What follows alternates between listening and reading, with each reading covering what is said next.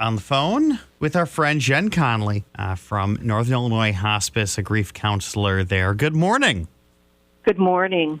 You have a special event coming up that is a way to help people not only grieve the loss of a loved one, but give them something to be attached to.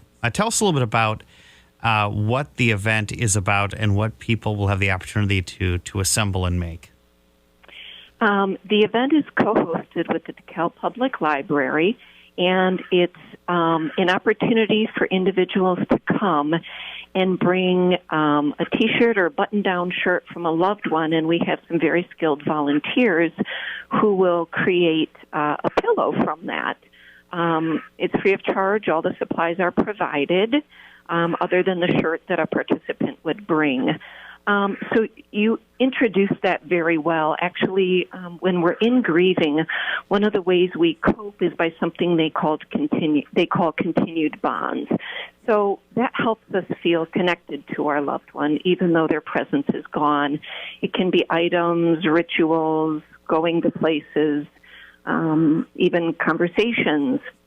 But this Memorial Pillow Workshop provides an opportunity to have a tangible object created from the shirt of a loved one. And honestly, personally, my dad died 33 years ago, and I had this old flannel shirt of his, and we decided to start to do this event, and I had a sewer create a pillow out of it.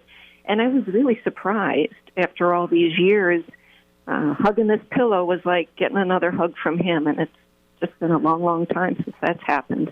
It's going to be an emotional event for some, I'm sure. Obviously, you're going to have staff there as well, so if somebody is a little overwhelmed or emotional, you'll be able to at least provide some comfort. Let's talk about these types of rituals and things. Sure.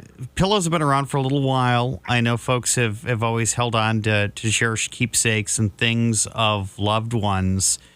Other than the pillows, are there other items that you know of that people when they work through grief, they hang on to for a while for comfort and to remember those they lost? Well, it's interesting. Each grief journey is unique to an individual, a relationship, a time, a situation. So there are things, as you've said, people sometimes do teddy bears, like these pillows, things, quilts, things that are created.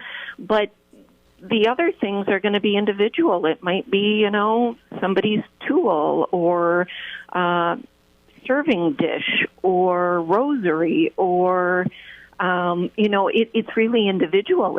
It's hard to say, but we often have objects that are sort of, they embody something that we recall about our loved one and can therefore bring comfort. My loved one used this object. I'm using this object. I honor them in turn, and it sort of brings that connection a little bit closer. This event will be coming up on the 27th from 11 a.m. to noon at the DeKalb Public Library. Is there a particular room in the library it's going to be held at?